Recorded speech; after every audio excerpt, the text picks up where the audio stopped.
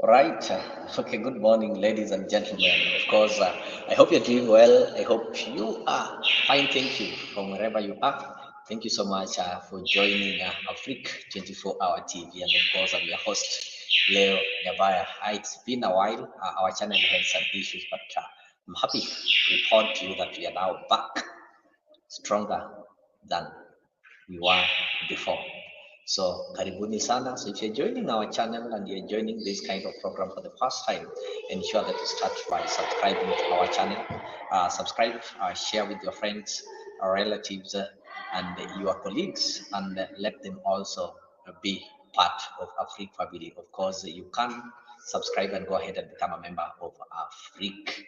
Of course, this is always your home where we have all the political talk shows here. We discuss that which matters as we connect you with the African stories. So, karibuni sana. Of course, there is a lot of things that has happened.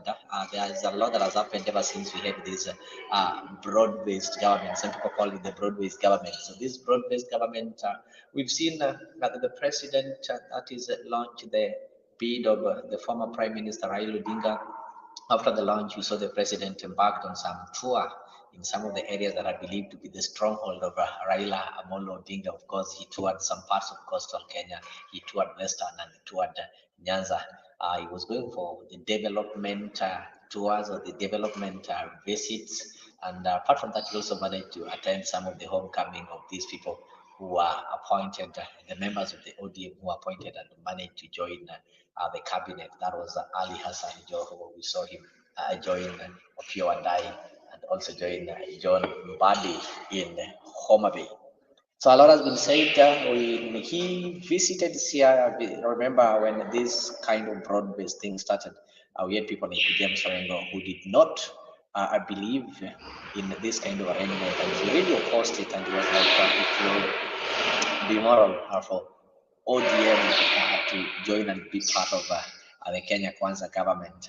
But he embraced the president when the president visited Siaya, and of course I'll play for you some of the videos when he was there.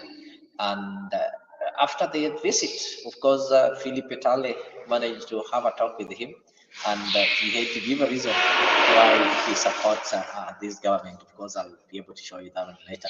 And before we go to that, it's really a sad day for us Kenyans. There is accident that happened an hour ago. Getting some sad news here. There's some breaking news coming through to our newsroom that there's a deadly Nyeri fire where 16 pupils have been burnt beyond recognition. 14 others rushed to hospital with serious burns. The fire incident occurred at the Hillside Endarasa Academy. This is information coming through to us just now. We don't have much details. We're still keeping an eye on the developing story there. But the unfortunate story that we are getting here is a deadly Nyeri fire incident where 16 pupils have been burnt beyond recognition. 14 others have been rushed to hospital with serious burns. There's a fire incident that occurred at the Hillside Endarasa Academy. Still don't know what caused that, the fire at the Hillside Endarasa Academy, actually. That's what we know right now. There's still very scanty details, just keeping an eye on it, but it's an unfortunate turn of event where 16 pupils have been burnt beyond recognition and 14 others have been rushed to hospital with serious burns in a deadly Nyeri school fire. The Hillside Endarasa Academy. We'll give you more details as the moment we get them, but that's what we know so far. We're keeping an eye there. We're sending a crew. We'll give you a bit more details shortly.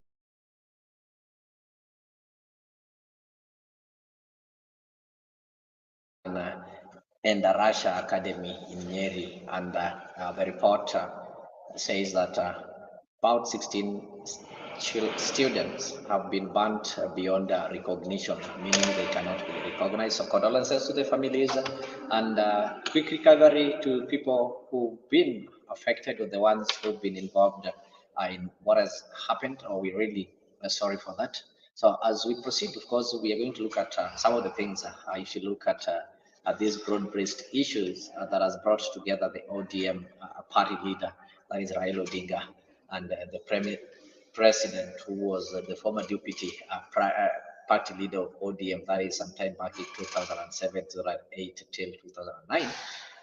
They were working together, and some things that are also happening. You'll find that in the central part of Kenya, in Swahili, they say milima Limana. So we are seeing people like Kimani Ichungwa having some attacks. They are attacking the deputy president, who is the second in command. So the question that we're asking is this one an elimination method whereby they're trying to eliminate, of course, the deputy president from the broad-based arrangement.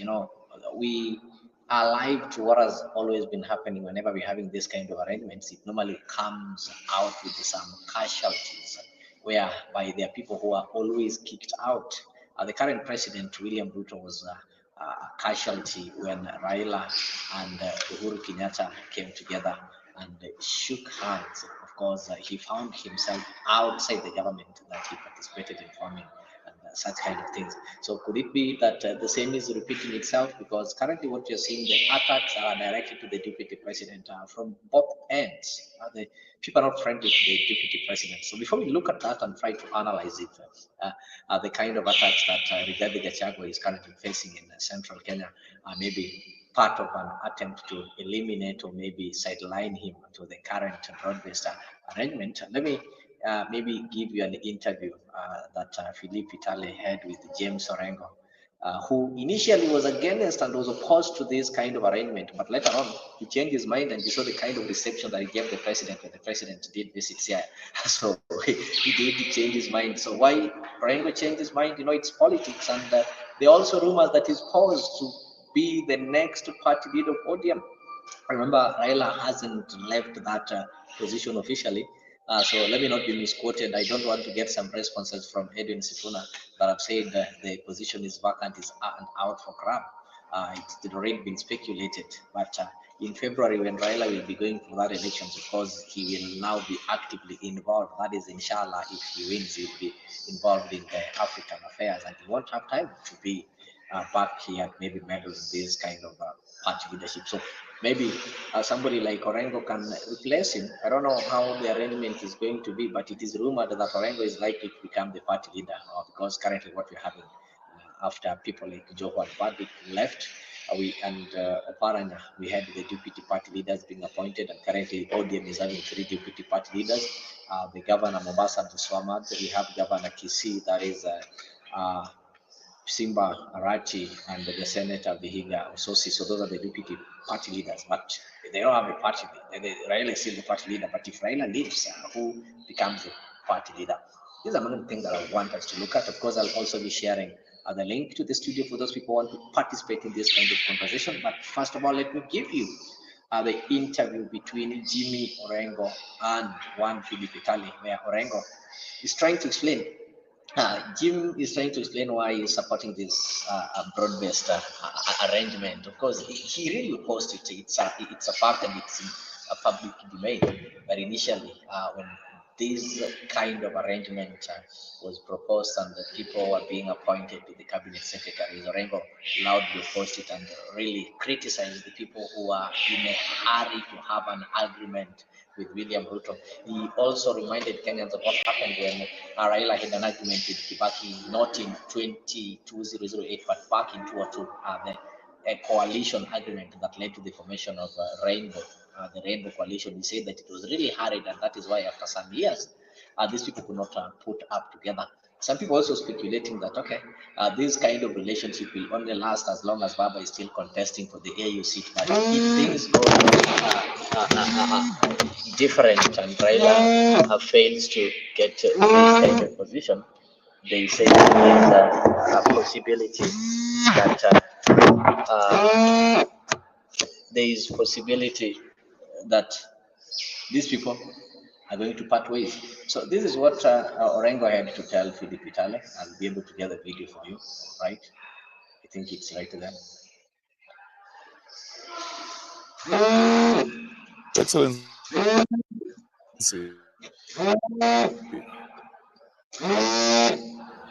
talk to us about this broad-based government that the opposition is being killed by the government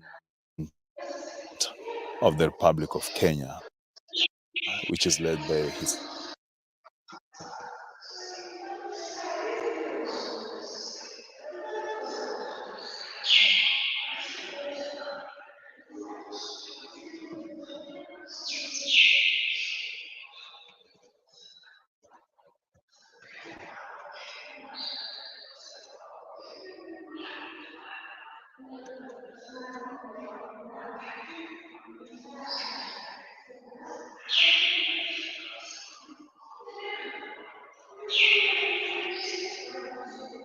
Sorry. Oh, all right. Sorry, I think the video is having some issues, but I'll be able to get it back. Don't worry, I'll work on it and ensure that I can be able to play it so that you can be able to know what Orengo said and why he supports the broad-based government. So I'll try to get it. I'll get it back. So don't worry. Just keep it here. Keep it here. Keep it here. Of course, this is Africa 24-hour TV. And if you don't subscribe to our channel, tafadhali, I've been telling you this, that if you don't subscribe to our channel, ensure that you do get to YouTube, look for Free 24-hour TV, subscribe, and be a member. Because you can also join and become a member. I think I have the video now. You can just tell me.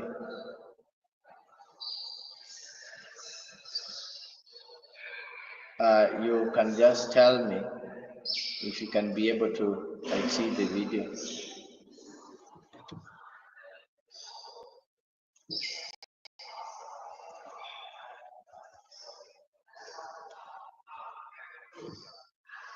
One cannot say that ODM as a party has become part of a ruling coalition.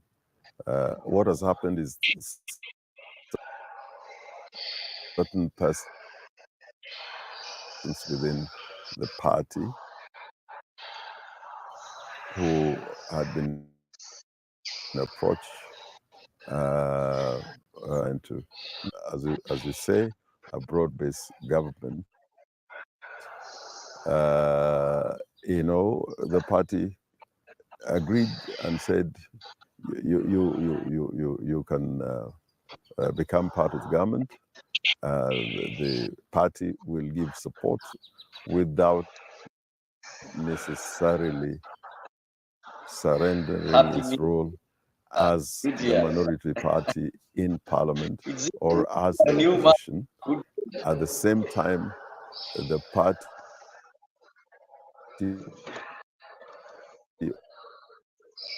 ODM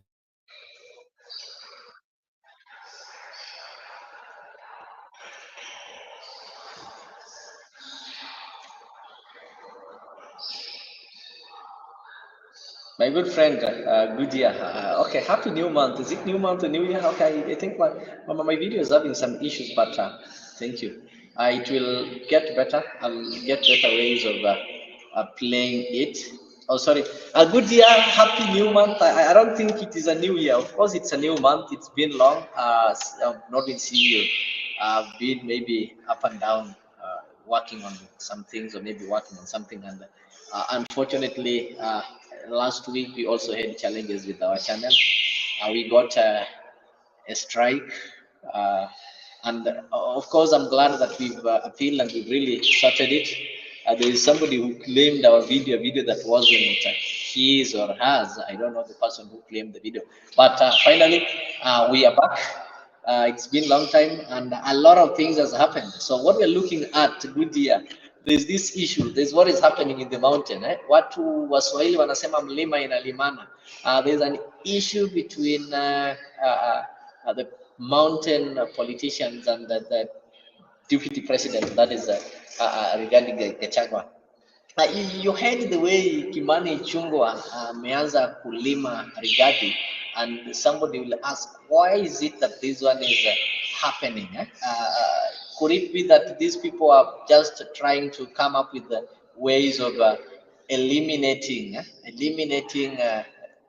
the son of MAUMAU, or sidelining the son of MAUMAU from this broad-based arrangement? I don't know why. These kind of talks, if you look at the Moses Korea speaking, if you look at these politicians from Central.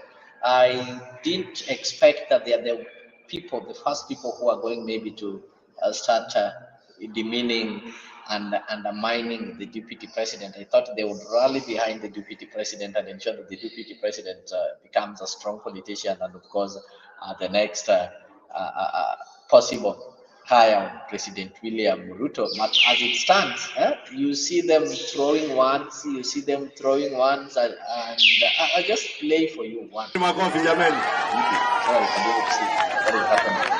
Sasa huyu mmesikia, hata hatujui, hata tunamuita wakili. Hii sura hata ukiangalia huwezi jua kama ni Mkikuyu ama ni Mluya, ni mtoto wa single mother, na anasaidia watu wote, si ndio? Bila kubagua, because that is the leadership everybody is looking for. This young man here is a greater leader than those tribalists. You hear trying to gather people along ethnic lines. This is a greater leader than those tribalists. Kweli si kweli? Mumesema tuungane bila mambo ya ukabila. Mumesema tusitishwe kama viongozi tufuata wa kabila. Ama tununue uoga. Yani ni mwana hata ikikora kuwa yani. Mimi niliwaambia nilipambana na Uhuru Kenyatta akiwa rais wa Kenya, nikiwa tu mbunge wa kawaida. Wewe usijaribu kufikiria ati unaweza nitisha sababu uko na cheo inakaribia rais hapo. Mimi hakuna mtu anaweza nitisha hii Kenya na hii dunia. Niliwaambia naogopa Mwenyezi Mungu peke yake, uji moto na umeme peke yake. Pasiwe na mtu anafikiria ati atanitisha mimi. Na kama wewe ni mkabila, usiniingize mimi kwa mambo ya ukabila. Kama wewe ni mtu wa kublackmail rais na serikali ya Kenya ili ujitajirishe wewe mwenyewe, ati ununue mahoteli kutoka hapa Nairobi mpaka Mount Kenya Nyeri, yote ununue mahoteli na pesa ya umma, na ufikirie utaniuzia uoga, sio mimi. Lala, amka, utafute mwingine, sio Kimani Ichungwa. Watu wa Rongai nikisimamia hapo ama niuziwe uoga? Nisimamie hapo, nisiuziwe uoga. Na mtu asitusumbue ati tumeleta baba kwa serikali. Baba ni Mkenya kama Wakenya wengine. Watu wa Nyanza ni watu kama Wakenya wengine, si ndio? Ni kweli tulitafuta serikali tukiwa wachache, si ndio? Lakini serikali ikipatikana, serikali ni ya kuhudumia kila mtu. Wale walipiga kura na wale hawakupigia hiyo serikali kura, si ndio? So wale wanatuambia ati Kenya kuna shareholders, nataka niwaambie kutoka Rongai, Kenya ya shareholders imekoma na imeisha. Kenya ni ya Wakenya wote. Na hakuna Mkenya atabaguliwa, uwe Mjaluo, uwe Mluya, uwe Mkisii, uwe Maasai, uwe Mkikuyu wa mlima ama ya Kikuyu mahali hakuna mlima ni hills, hatutabaguliwa. Ndio hito. Mumesema tusigawe kwa ukabila.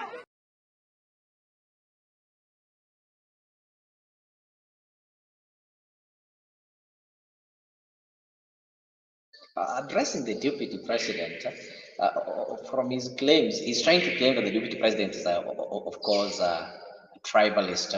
Anasema hii serikali tutafuta tukiwa wachache, and he's saying the way alimanage Kenyatta akiwa rais, sasa deputy president hawezi mletea maneno. Of course, this was up in there. That is the majority leader in the National Assembly, and we also had the minority leader making some joke that you see they need kugawia deputy president milima huko Migori so that haenze kupenda huko Migori. So that is happening. Of course, there are some power battles among the leaders of the central Kenya, and it seems that these people want to eliminate, or maybe they want to sideline the deputy president from the broad-based government, though the deputy president, also being son of MAUMAU, is proved to be tricky, he proved to be cheeky. Yeah? When people expected that the president is going to have the Nyanza tour alone, little did they know that the deputy president was also going to be there, and they really surprised, and he really changed the design. Maybe the people who are there planned that okay, they're going to attack him and they're going to sideline him and create the us against him and such kind of things.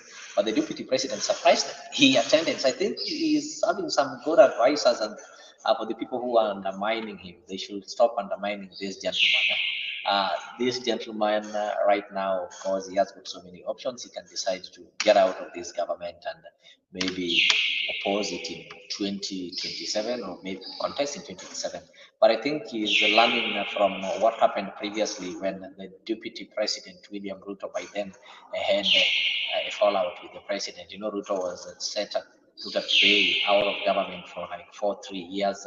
They are being frustrated and such kind of thing. So maybe the son of MAUMAU have realized that there is no need of getting out of the government this early and starting campaigning. So let me just be in the government, enjoy the benefits, and when the right time reaches, I'll leave. He doesn't want to be in the cold like what Ruto did. He doesn't want to do the mistakes, but he just want to hata kama ndoa ni mbaya, wacha nikae hapo, but ninajijenga kivyangu. So that is what is happening. In each and every arrangement, we normally see some people getting eliminated or getting sidelined. We saw William Ruto getting sidelined when Raila shook hands with Uhuru. And this time, as it appears, it seems they are trying to eliminate Rigathi Gachagua, and Rigathi Gachagua pia amejikanyaga pale. He's saying like, no, I'm not going anywhere. This government is ours. Hata kama tunalala njaa, hata tulale njaa. Pa wewe unaenda Nyanza, okay, I'll also join you. Even if we are not like in good relationship, I feel that things are not okay, I'll just be there. That is what is happening. So the kind of attack that the deputy president is getting is really serious, and people see it in different way. I don't know how you guys are seeing it. I don't know if you're seeing it positively or you're seeing it in which other way. So these are more and some of the things that we're going to look at as we try to analyze what next for the mountain. The mountain is really shaky. It's at a point whereby they don't have a definite maybe leader or somebody who can guide them through what is taking place. So it's really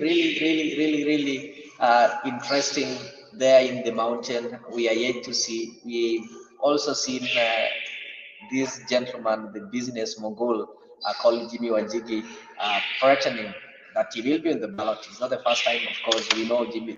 Those people who know Jimmy Wanjigi as a businessman, and besides businessman, he's one of the people who've been behind the curtains in these politicians. When Uhuru Kenyatta came together with William Ruto in 2013 to form the the TNA and the URP government, it's believed that Jimmy Wanjigi is the man who was oiling their wheels, is the man who was funding their campaigns, and of course Jimmy Wanjigi did confess that he put them in power. And then after that, you'll find that these people fell out. Of course, in politics, there are no permanent enemies, and people are never together permanently. What separates them or what puts them together is interest. So once that interest is no longer there, or as long as you're pursuing the same interest, then you have to be together. So when they fell out, we saw Wanjigi join the Raila Odinga camp together with people like SK Macharia, and they are the people who are believed to have been behind, by then it was called NASA, the NASA that had the Mudavadis and Wetangula and Stephen Kalonzo, that lost to Uhuru Kenyatta in their second term.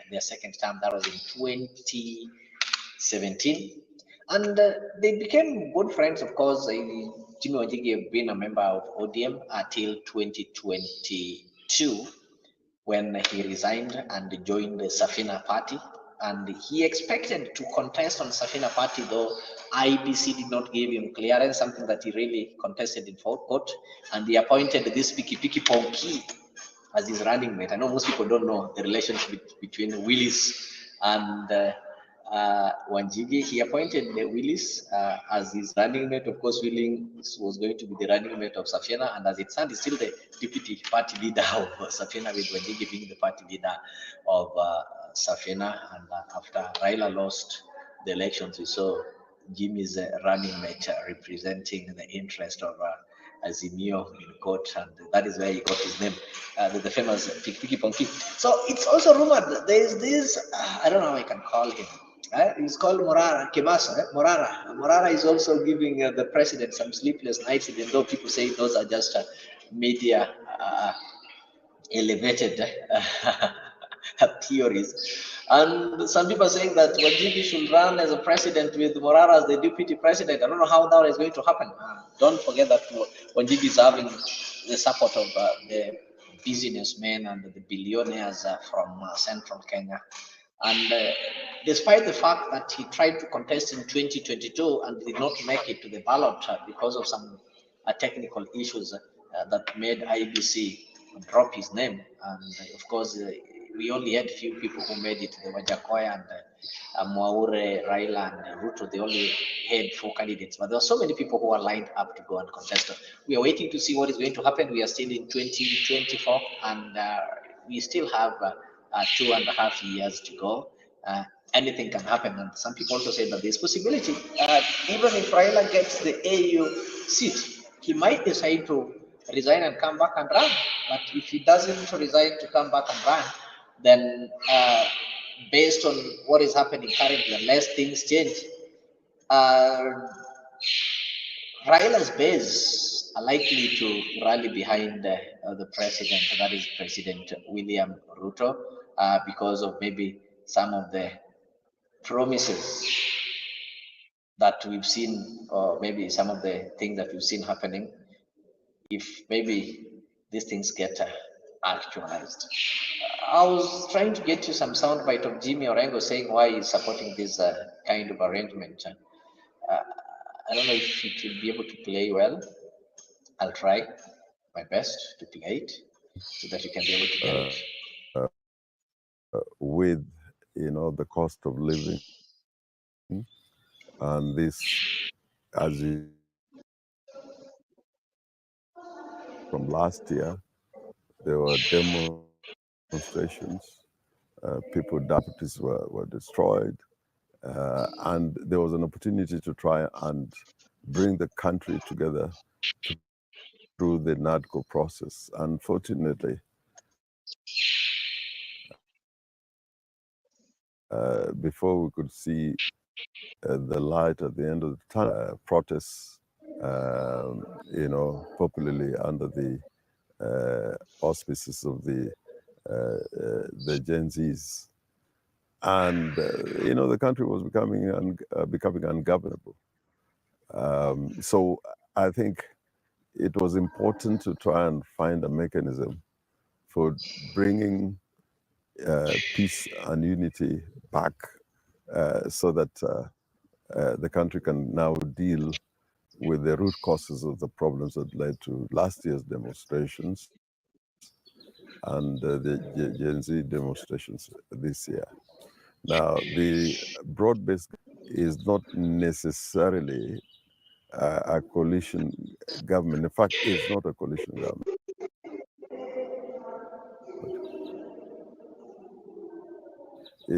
One cannot say that ODM a ruling coalition. What has happened?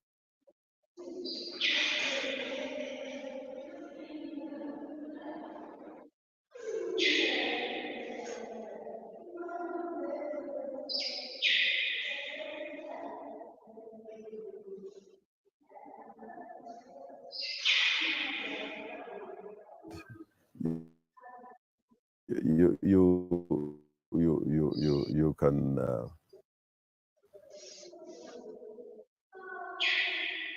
become part of government.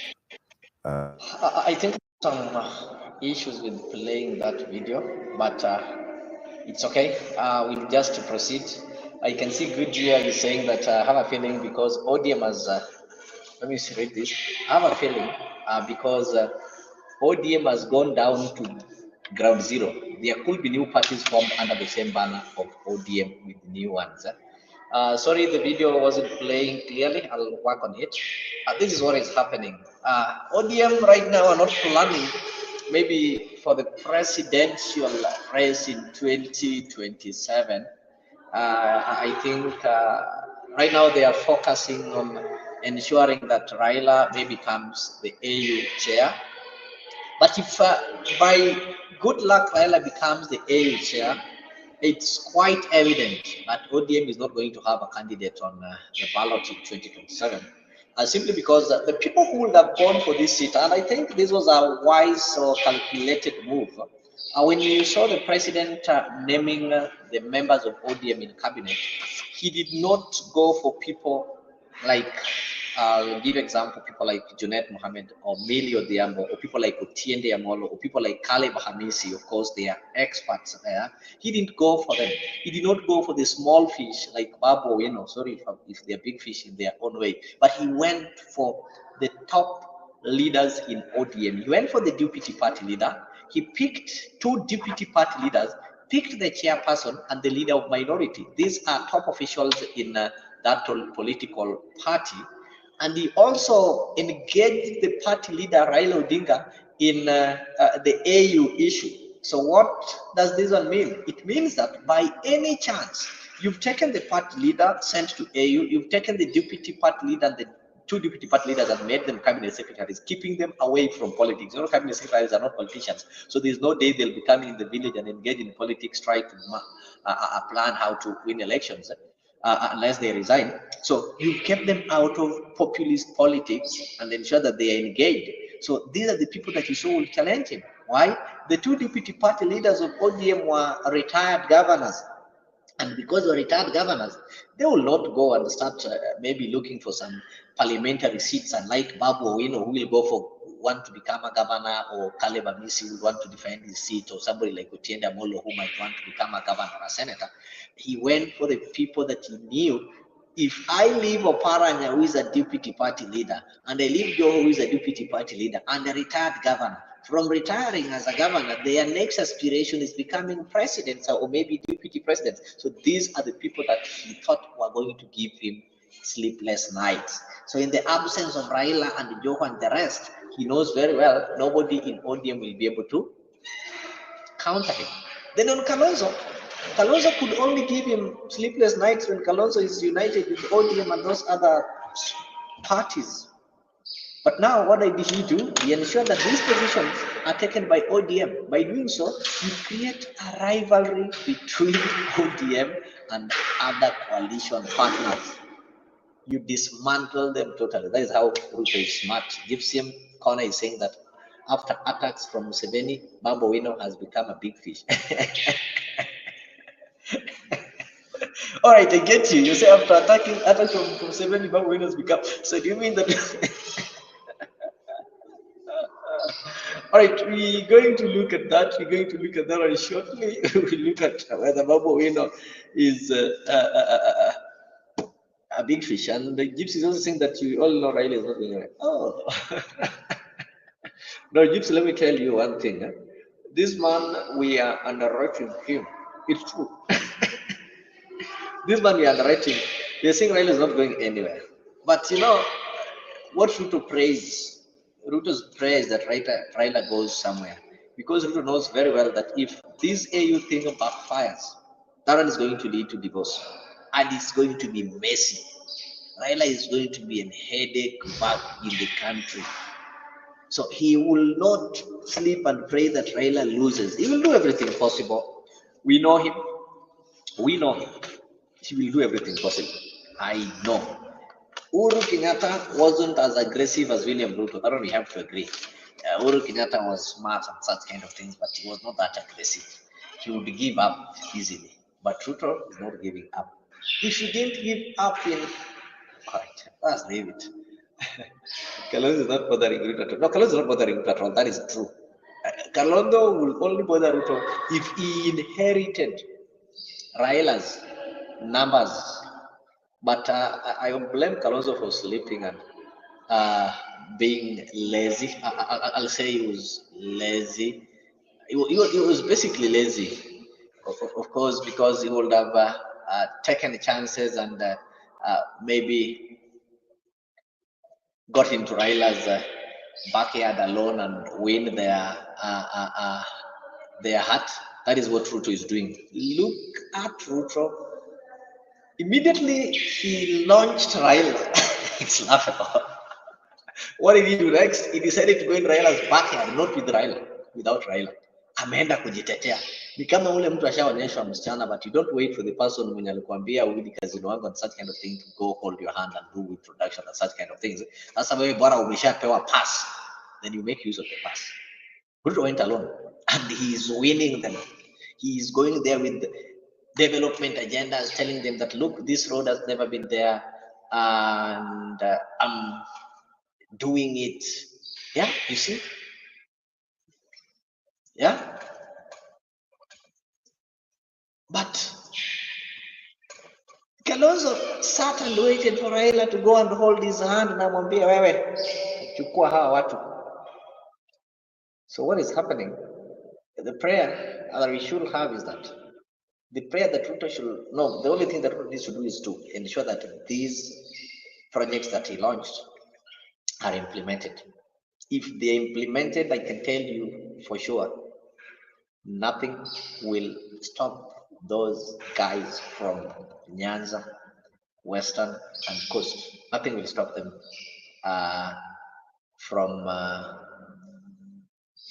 nothing will stop them from doing what? Nothing will stop them from voting William Ruto.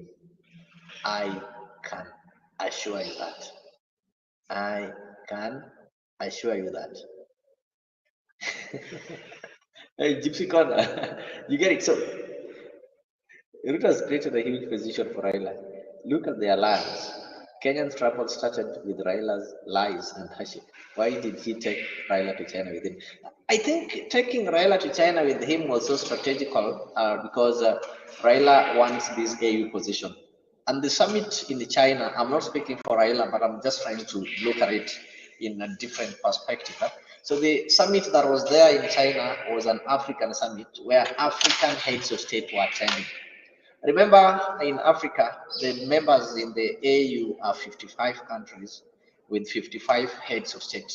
So if Raila wants to reach all these 55, it means he'll have to make 55 trips. And remember, this thing is sponsored by the taxpayers' money. He is a Kenyan project. He's not going there as Raila Odinga or as Azimio leader. He's going there as a Kenyan project. So as a Kenyan project, Kenya government will fund his campaigns. Kenyan government will lobby on his behalf. And taxpayers' money will be used. If he wants to go and meet the president of Nigeria or the president of Niger to go and campaign or lobby, he will get flights and everything cut out by the government, the taxpayers' money. So imagine traveling to all these 55 countries. Then here, boom, comes an opportunity that these 55 heads of states are going to meet in China. So on a single trip, you will have an opportunity to meet all of them. So I think that was well calculated and it's wisdom at all. I think hitting several birds with one stone. So accompanying Ruto was Ruto. Sorry, not Ruto, but Ruto was strategical that he was going to get an opportunity to meet.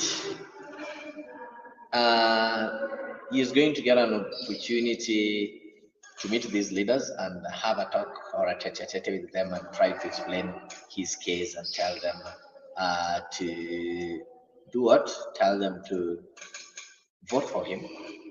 Of course, he achieved that. He achieved that. We have to agree. So, Gypsy Corner, that is it.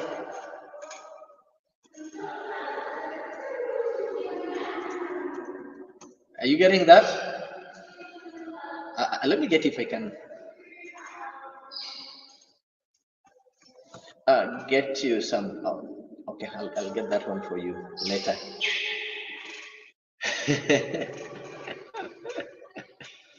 Oh my goodness. Okay, I think Raila was not supposed to be part of that like meeting. He was not a head of state. It was now the duty of the president to get what do I say, to get those heads of state after their official meeting and have some side meetings. Ni kama umepeleka mtu kwa mkutano na mkutano sio yako, sasa kimaliza anaita marafiki wake kando anasema unajua huyu. But I think that is what they did. And if that one could have saved Kenyan money, then so be it. I don't have Raila with me. I'm just trying to analyze that which I saw. But as a Kenyan, I stand with the Kenyan candidate, even if the Kenyan candidate will not make it. But as a Kenyan, as a patriotic Kenyan, I need to stand with the Kenyan candidate because if Raila wins that seat, the country would have won. the former president also made an attempt, and we fronted our foreign affairs minister by then, Mina Mohammed, who lost to the current chair. And she did not lose because Kenya had a weak candidate. Kenya did what was needed, but she lost to a better candidate. Of course, Musa Faki was a better candidate, and some of the regional blocks also played. And what plays majorly is normally the regional blocks. I've never seen religion taking play, as people try to say that, you know, religion is going to be there. We're going to have the OIC, the Islamic, or such kind of things. Those has never happened. Africa is being driven by agendas. We're having some geopolitical agendas and the economic agendas, and majorly the economic blocks like SADC and COMESA and ESC and IGAD plays some significant role on this kind of elections, and partly also the foreign interference. Of course, we are Africans and we still have some foreigners interfering with us. So this one I think is also going to be the alignment is also going to be affected by things like the BRICS, the American,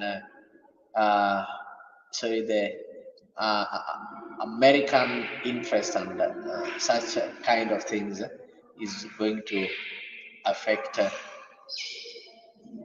the elections that are going to take place today. So we are just waiting to see, as we pray for our candidate, to try and bring what the seat back home.